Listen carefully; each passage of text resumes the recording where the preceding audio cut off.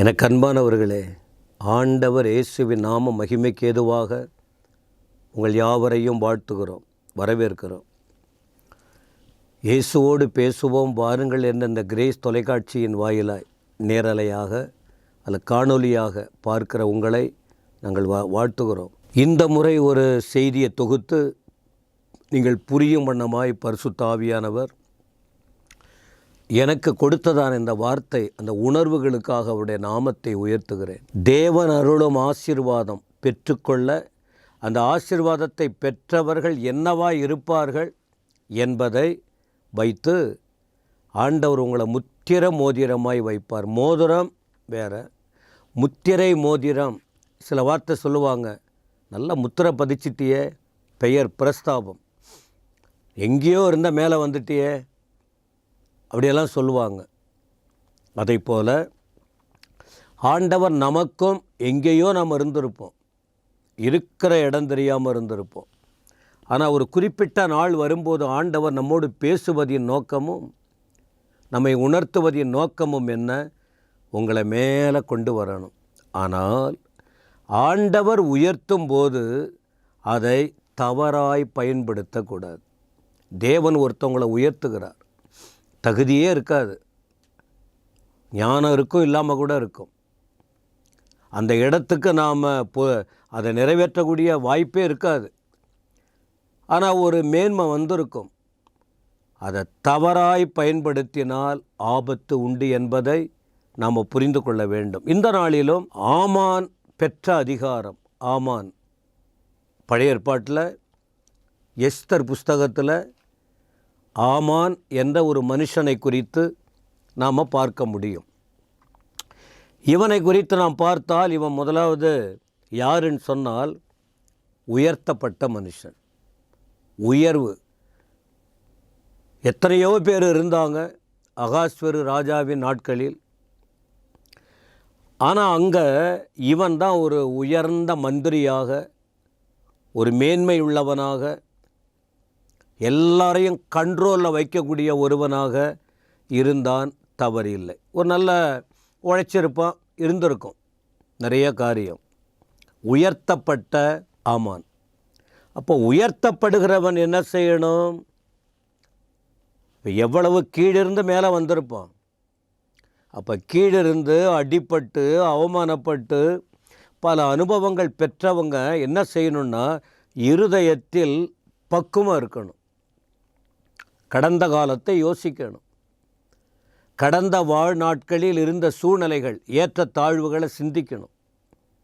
அப்படி சிந்திக்கும்போது பிறரை நம்மை விட கேவலமாக பார்க்க மாட்டாங்க.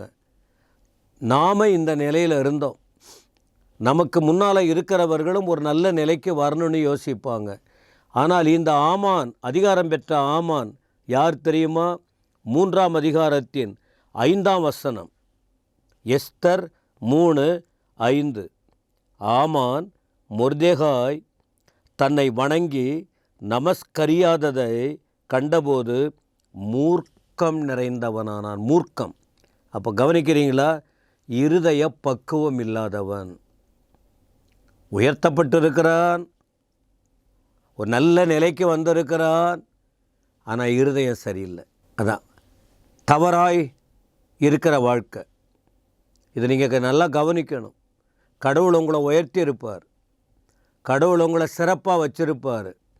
உயர்த்தப்படவன் இருதயம் பக்குவம் எதை குறிக்கிறது தெரியுமா? தாழ்மையோடு வாழ வேண்டிய நிலை. இது அவனுக்கு இல்லை.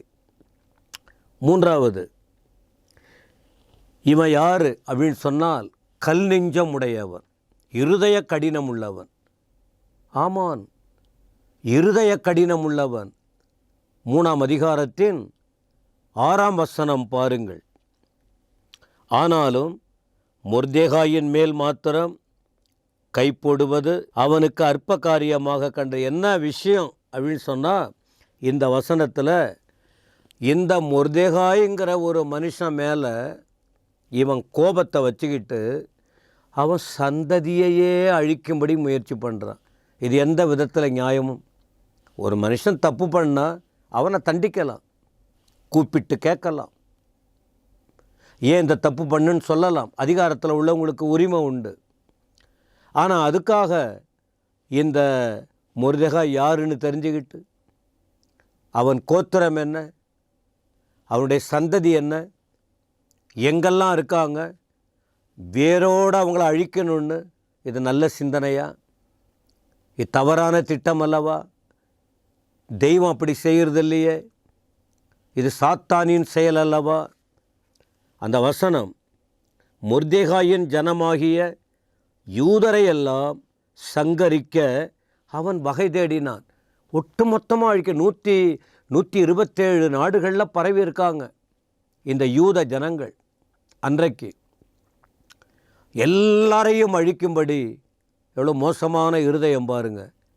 நான் இந்த மொர்தெகாயினுடைய ஒரு பக்கம்தான் நான் பேசிக்கிட்டு இருக்கேன். இவன் அதிகாரத்தை தவறாக பயன்படுத்தினதினால் அவனுக்கு அதற்கு ஏற்பட்ட விளைவு, எதை விதைத்தான், அதை எப்படி அறுத்தான் என்ப அடுத்த ஒரு செய்தி கூட நம்ம கொடுக்க முடியும். இது நான் எனக்கும் உங்களுக்கும் ஒரு எச்சரிப்பு, பிரியமானவர்களே. எல்லாருக்கும் ஒரு எச்சரிப்புக்காக ஆண்டவராகிய தேவன் வேதத்தில் எழுதி வைத்திருக்கிறார். அப்போது 4வது இவனை பற்றி பார்க்கும்போது தீமைக்கு உபயோகம், தீமைக்கு பயன்படுத்தப்படுகிறார். 8லிருந்து 14 வரைக்கும் நீங்கள் படித்து பாருங்கள். 3ஆம் அதிகாரம் என்ன தெரியுமா? ராஜாவை பயன்படுத்துகிறான். ராஜாவே, ஒரு மனுஷன் மூலமாக முழு சந்ததியும் அழிக்கணும், 127 நாட்டில் உள்ள மக்களை அழிக்கணும்னு இவன் கொண்டு வர அந்த விதம் நீங்கள் வேதத்தை படித்து பாருங்கள், உங்களுக்கு தெரியும். ஒரு விதமான ஜனம் சிதறி கிடக்கிறது. அவர்களை குறித்து தப்பாக ராஜா கிட்ட சொல்லிட்டு அந்த ராஜாவினுடைய மோதிரத்தினால் உறுதி செய்யப்பட்டதான கடிதத்தை வாங்கி எல்லா ஜனங்களையும் அழிக்க வேண்டும் என்று தீர்மானித்து, மோதிரம் அதிகாரத்தில் இருக்கிறான், அதிகாரத்தை வாங்குகிறான். ஆனால் அந்த அதிகாரத்தை தவறாய் பயன்படுத்துகிறான் ஆமான்.